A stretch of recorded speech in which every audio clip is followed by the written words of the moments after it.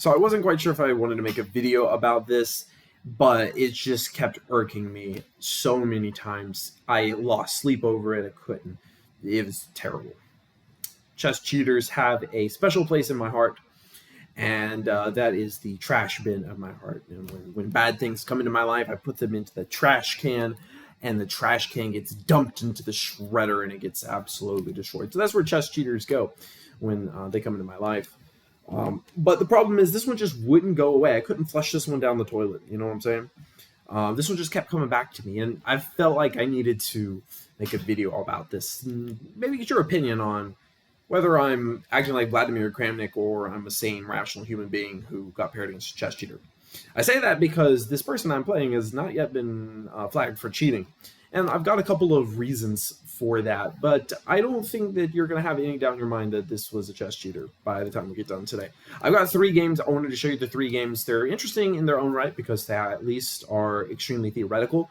So you might learn something from the opening, and then you might also learn how to beat a cheater. Because this cheater is so unbelievably dumb that he was able to lose a game of chess, 2 games against me while he was cheating on a separate device. He had the answers to the test, and he still failed. Let me show you. All right, so I played this guy 3 times. I had white the first time, black, and then white. So we're gonna start with this first game, and here I am. I am just absolutely oblivious to what I'm walking into. And my opponent just throws out the Sicilian. I'm like, okay, I know the Sicilian decently well. My opponent plays the the Dragon Sicilian, as noted by this move, pawn to g6. Of course, I play bishop e3, f3, queen d2, castles. This is all standard. And then my opponent plays knight takes d4. Now, this is not the most popular move. The main line here is d5, but it's not maybe the computer's favorite, and so maybe this is why it wasn't chosen.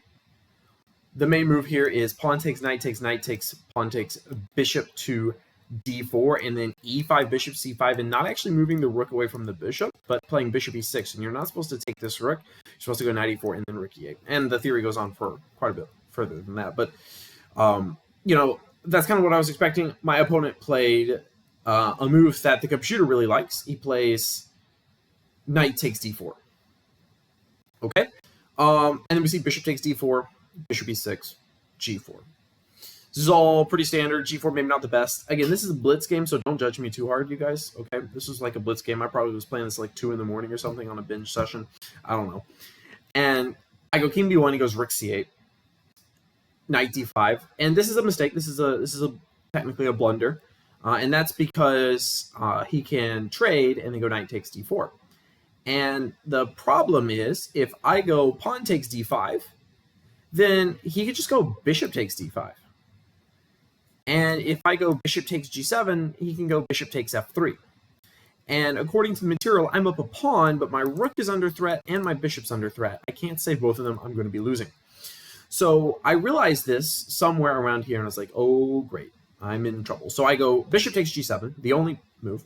He goes knight b4, also the only move to keep an advantage here, because if he just goes king takes back, we take back, and we have a normal position. He went knight b4, which is now threatening a2 twice, and is threatening my bishop. Now, the best move here would have just been bishop to c3. And life would have gone on after knight takes a2, losing a pawn. But, you know, I'm an amazing blitz player, so I found a bad move. I found a3. And this loses to a very nice idea of bishop to a2. King c1, knight takes c2. And the point is he's getting a pawn for his knight before he takes my bishop on g7. So we get to this position here. He finds king takes g7 the best, most accurate move. I go pawn g4. He finds this nice move, bishop to b3. And here he's just completely winning. And this is just a rough position. I mean, I guess I wouldn't say completely winning. I'm only down a pawn, but he's got all of the advantages. And so I just kind of keep playing, and I just kind of make moves. And eventually my opponent begins to make some strange moves, and I managed to worm my way back into the position. Takes f5. the point of my play right now is to trade pawns. The more pawns that are traded, the better drawing chances I have in the end game. Because if you imagine if all the pawns disappear off the board except for his B pawn, which is his extra pawn, if all the pawns disappear off the board, I can sacrifice my bishop for it at some point, and rook and bishop versus rook is a draw. And I can also trade rooks and just get to a bishop versus nothing, which would also be an obvious draw. So I bring my rook in, I start attacking, he finds pawn takes pawn, rook to g8, and then bishop to e2, defending. So far, he's got everything fairly solidly under control. I mean, we see rook h5, he maneuvers his bishop around, advances his king, rook to g7. This is a tough position to play for anybody trying to win, at least, because, you know, it's hard to keep advancing without making weaknesses. And as his king advances, you know, for instance, the f pawn becomes vulnerable. He has to defend that. If his king advances further, the d pawn could become vulnerable. So, you know, but he's doing an excellent job of keeping the pressure. And I'm just moving. And we just kind of start making moves. Keep going. Nothing's happening. The game just drags on. He goes back and forth a couple of times. Finally, I grab this pawn with rook takes e5, and the position has managed to equal itself out, even itself out. And so far, I'm not really thinking that my opponent is cheating too much. And I'll explain why I figure he might be cheating in a second. But the game just continues for a long time. This is a long game. My opponent eventually is able to outmaneuver me and get himself back into the advantage, finding this brilliant move, rook takes c3, winning material, because now, while the material is equal, he can now go bishop to f3, and I'm going to be losing. And here I did play a losing move with bishop to e8, king f6, which was a mistake. If you wait for just a second, find the move f6, all these pawns are going to fall. For instance, bishop h5, just king over here to f4, and that's GG. I'm losing both my pawns, and I'll lose this game. But he played king to f6, and look at this. Look at this for a minute. He's down to 14 seconds on the clock, and I have 21. So I got a massive advantage on time. I'm actually hoping to win this game on time now. My opponent continues to play precariously slowly and starts to blunder. And I say precariously slowly. This is a blitz game. You should be pre-moving at this point if you are really a good player. Here, my opponent crushes my hopes with the move bishop c2, the best move in the position.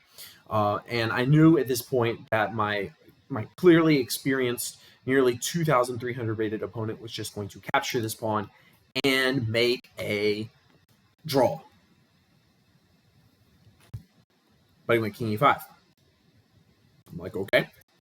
King b4, waiting to take. He doesn't take. He goes f5.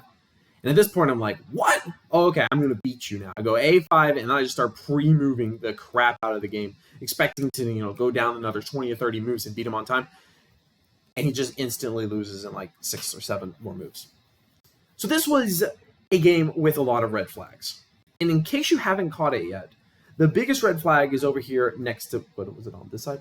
Over here? Is next to my head here. I've specifically pulled up the timestamps for you to see how much time my opponent was spending on his moves.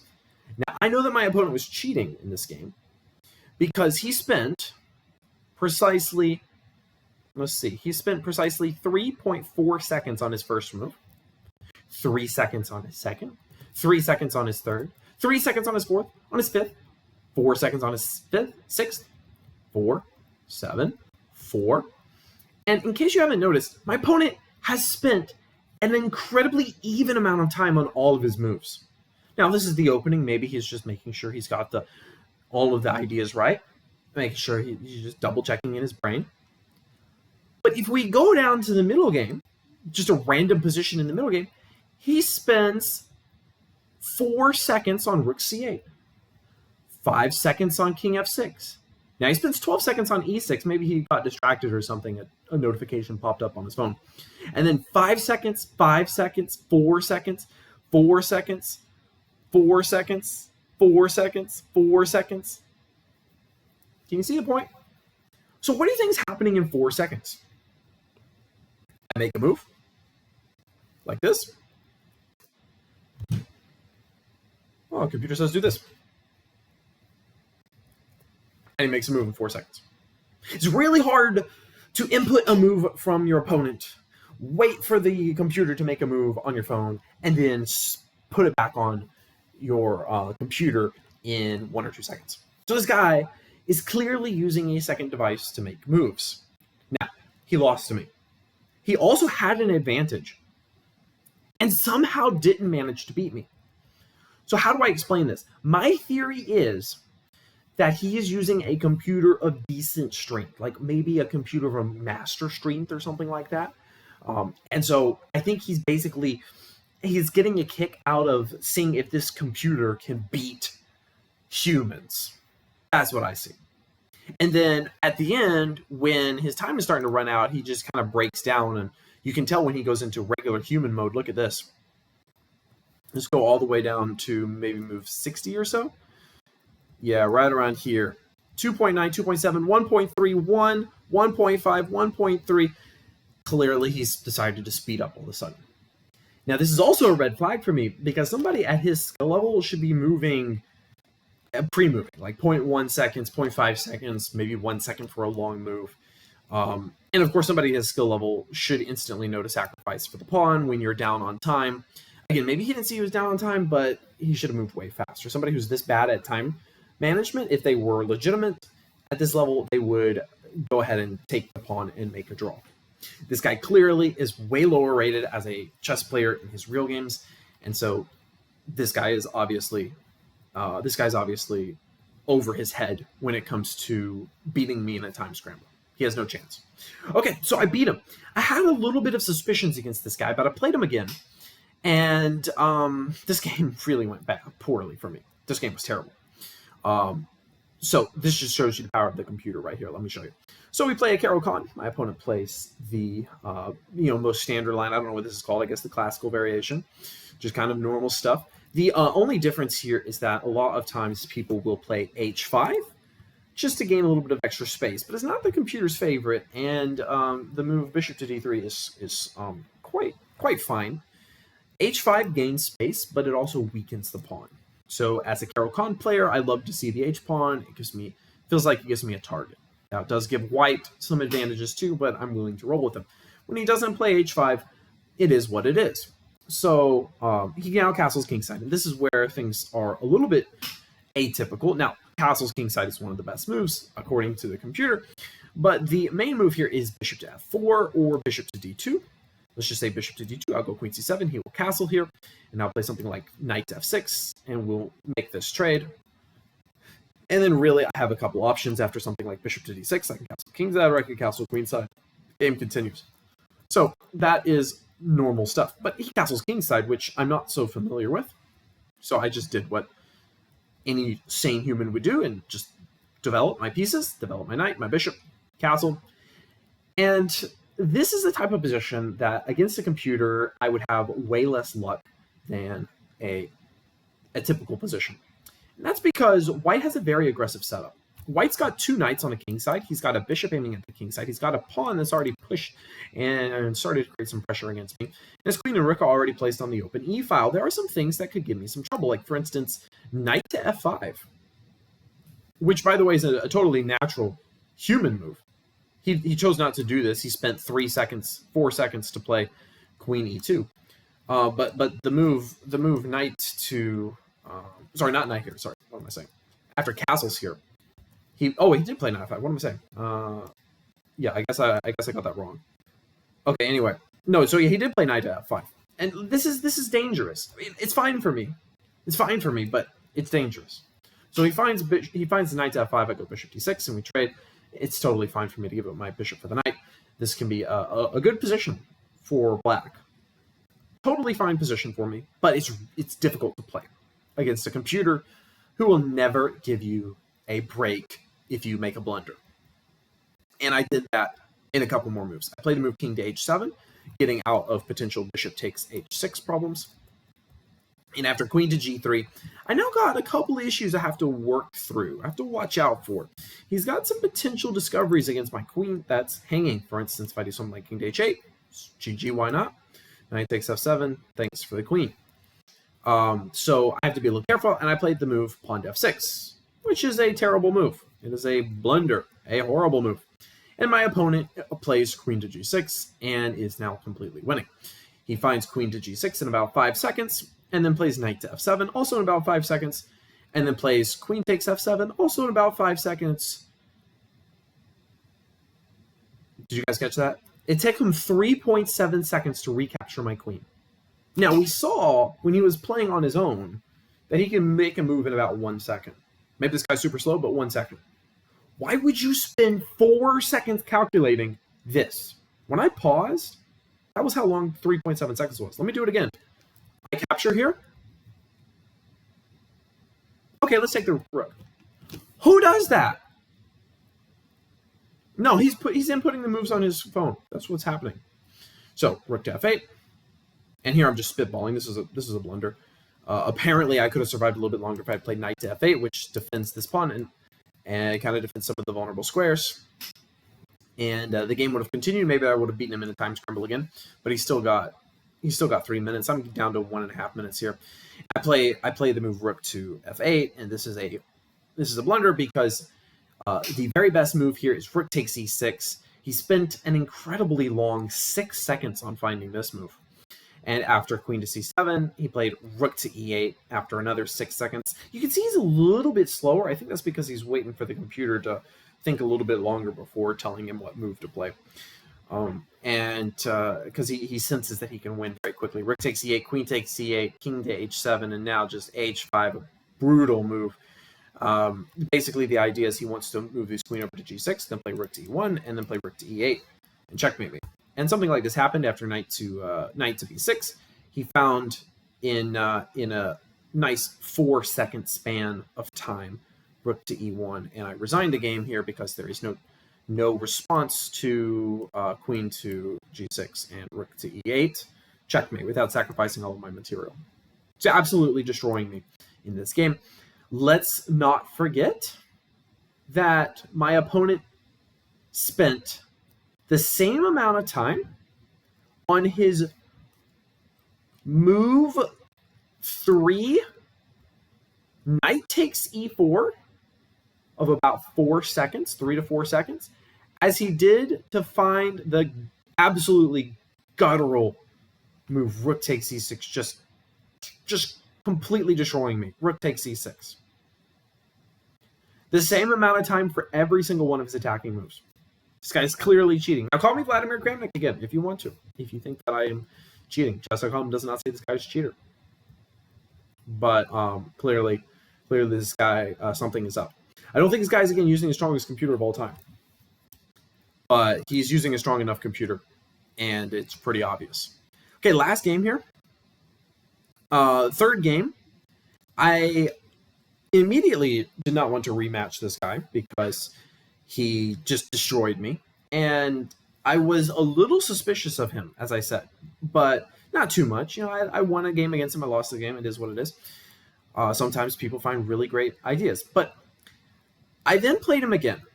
And it wasn't because I rematched him. I asked for a new opponent, and I got the same guy again. So I was a little annoyed, a little pissed off here. But I played him again. And now he decides to play a different Sicilian. Don't ask me why. He apparently is now an expert at the 4 knights Sicilian. Okay, let's test your theory on that. Again, I'm pretty good at theory. So I go a3, I take. He goes d5, pawn takes d5, bishop to d3. This is all standard theory. The main move here is to castle and then to play d4 in that order. Then I go knight e2, bishop g4 in that order. h3, bishop takes, rook to e8, rook to e1, and now I'm out of theory. This is where my theory ended, at least before this game. At least before I learned what to do after this. Because this guy played perfect theory all the way down through what I know. This guy knows 15 moves of theory in a second Sicilian he didn't play earlier. Oh yeah, and let's not forget he's already used a minute on this. So somehow he knows theory so well, but he's taken a minute and a half to remember it. I know the theory, and I spent 20 seconds to get to this position. I don't get it. So it goes queen d6, bishop g5. If I do get to this position again, I don't have to play the move rook to e1 here. I can play lots of different ideas, bishop to d3, bishop to f4. But for some reason, I seem to remember something about rook d1, so I did that. And that wasn't quite right. And bishop g5 was a bit of a mistake, allowing his knight to come in. I have to play queen to c8 here, because I think my plan was to go bishop to h4, but I was all of a sudden super afraid of queen h6, and now my bishop is trapped. Can't go here, here, here, or here. So if it goes back to g3, then this captures. I have to take away from the center, which is generally something you don't want to do. It's not terrible for me, but this is not what I wanted. So I just went queen to c1, and he took, and rook to e5, good move, queen d2, rook to e8, and I go bishop to f3. Now it's somewhere around here where I begin to seriously suspect my opponent of cheating. We trade, I go bishop to e2, b3, a4, queen b6 is the sort of maneuvering that is just very typical of a computer. Not really pushing the advantage at all. I would say that while the computer gives me a bit of an advantage, it might be easier to play as black because he's going to have lots of targets. I think maybe the reason that white has an advantage right now is because black's got a weak back rank, and the d-pawn is a target, but it's a little bit easier to play, especially in a blitz game, knight versus bishop. Just a little bit easier to play, so he's just kind of slow playing it. Plays knight c6, I go bishop f3, of course, just trying to take out this pawn, or take out this knight, to go queen takes c4. And he just casually plays rook to e8. I go queen d3. Just casually goes rook to e8 in 7 seconds. That's a lot of time. It's 7 seconds. Why didn't I capture here? Well, I could have done this. But after queen takes c6, queen takes d4, he has queen takes c2. And oh, look at that rook e8. Stop in the back rank, mate. Oh, that is a grandmaster move right there. Yeah, so this guy found that in 7 seconds and then proceeded to play knight to e5 in about 8 seconds. This guy's playing a little bit slower now against me. And again, just the speed of his play got me extremely suspicious, highly suspicious of this guy. So here I said, all right, let's go for a bad endgame. Hopefully you'll let me go to the endgame. Go for an endgame. He chose not to, of course. I figured he would do that. But let's go for this sort of structure and just try to beat him on time. Just play like I would play against the computer, which is very solidly. So I play queen d4. I go rook to d3, just keeping everything solid. Go king g2, h6. Now watch his time. He's down to 1 minute. Rook e3. I would never offer a trade if I was playing against a human here. Never offer a trade because I'm way down material. He takes. I take back. Queen to g6. I'm not just down a pawn. I'm also under a lot of pressure. And here he goes queen to a6. A serious mistake. The computer he's using blundered with queen to a6 here in 5 seconds. Again, all of his moves in 5 seconds here. You can see them on the side. How much time he's spending. He goes queen to a6, and I go queen to d8, and all of a sudden I'm back in the game with queen d7. He goes f6. I go h4. I still didn't think I was. I still didn't think I was back in the game. I still thought he had a big advantage, which he does have an advantage here. But I figured that he still had the easier game to play. So, for instance, I was waiting for him to eventually play the move g6. He played b6 here. But at this point, I knew I was going to beat my opponent on time, so I just started kind of playing just, again, super solid moves. Queen to h1, super solid, 3.9, and then he loses on time. He apparently forgot to turn off the computer because here he has 28 seconds. He spent 7 seconds on b6, 5 seconds on queen c8, 6 seconds on queen g4, 6 seconds on 6 seconds when you have 9 seconds left. This guy is oblivious. He is not a chess player. He is not a chess master. He is a computer user. Queen to g1, and that's it. So my theory is he's using a lower level computer, maybe like a master level computer, not a stockfish 3500 level computer. And he's got a second device, a phone, that he's playing these games against us with. And so I kind of think it's computer versus human. Maybe that's where he gets his entertainment from. But still, I think this guy is absolutely scum of the earth, just terrible for just thinking that it's okay to release a AI-powered bot against a human who's unsuspecting of it. I think that, it wastes a lot of my time. It doesn't really give me a good game. I mean, these were interesting, sort of, but in reality, they devolved into games against computers, which have just such different technicalities to games against other humans, and it was kind of just disappointing. So don't cheat, you guys. It's terrible. It's horrible, and I will call you out for it if you do, and chess.com will ban you if you do. This guy needs to get banned. If you guys think that he is cheating, go report him on chess.com, and maybe we can get him off of this site. Anyway, that's going to be it for me. Hope you guys enjoyed. I'll see you in the next one. Bye.